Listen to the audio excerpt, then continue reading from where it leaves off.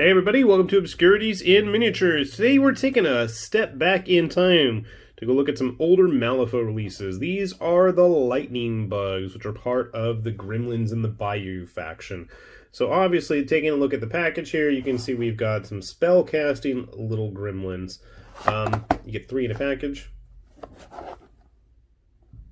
And as you can see, my first thought was I wanted to use these actually in Kings of War. I don't have any goblin spellcasters really, and I thought these would be a great addition, and especially at some of the fire sale prices I've seen a lot of older 2nd edition models from Malifaux go for, especially Gremlins and Bayou stuff.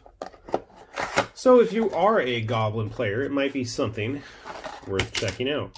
So this is a typical longer sprue, which consists of 3 models. If you've built Malifaux models before, you always know you're in for a treat. You have no idea what kind of parts you're going to be having to deal with, but this actually doesn't look too bad for a Malifaux model. This looks to be the female spellcaster of the lightning bugs, I think.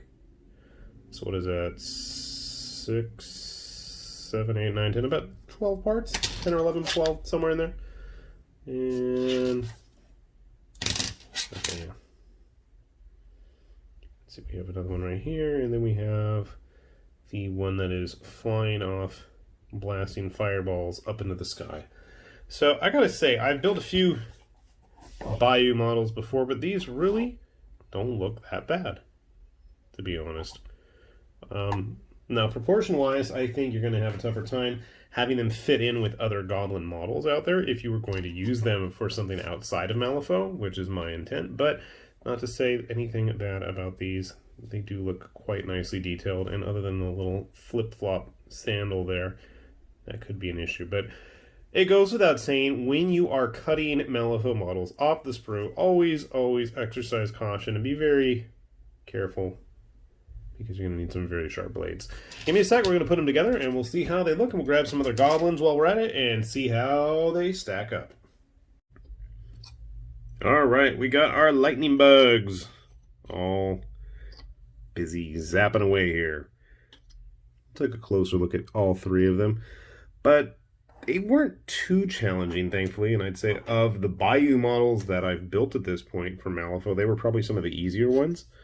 Taking a closer look, I did have to take a look online to see how in the world some of these went together. I got a bunch of parts mixed up, but finally we figured it out. There is very little contact points with some of these on their bases, but they do look very characterful and fun. I think this guy was probably the easiest.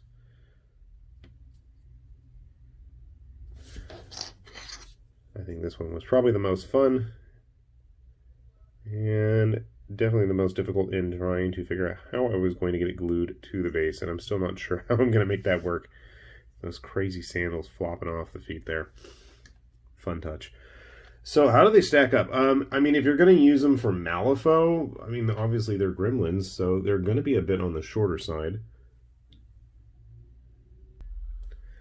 So grabbing a human here, you can see they're definitely going to be a bit on the shorter side. But I'll be honest, I have no intention of wanting to play Bayou. To me, I thought they would be great models in stuff like Frostgrave, Oathmark, Kings of War. So grabbing some other goblin models, they're a little bit larger than older goblins, but some of the newer stuff out there, or some of the larger ones, this is one of those Impact Heartbreaker models. And I mean, they are supposed to be wizards and mages, so they should have a little bit more character and flair to them, for lack of a better word. And Gobber from Riot Quest as well. I think with more modern models, they're going to scale pretty well. I think if you're going to use them mixed in with older stuff, it might be more of a challenge.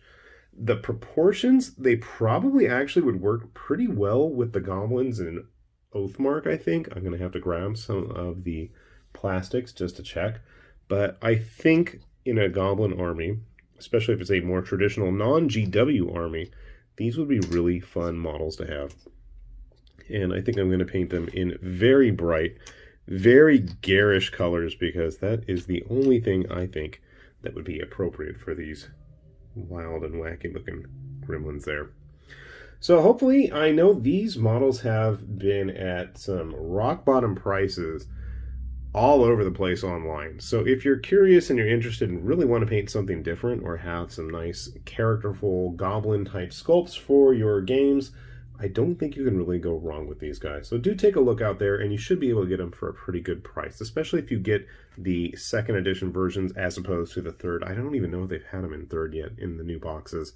I could be wrong, though, and it wouldn't be the first time. Anyways, do take a look around. You might be surprised at what else you find for old Malifaux models. With that said, this has been High Lord Tamerlane with Obscurities and Miniatures, saying thanks for watching, and we'll see you back here soon. Bye-bye.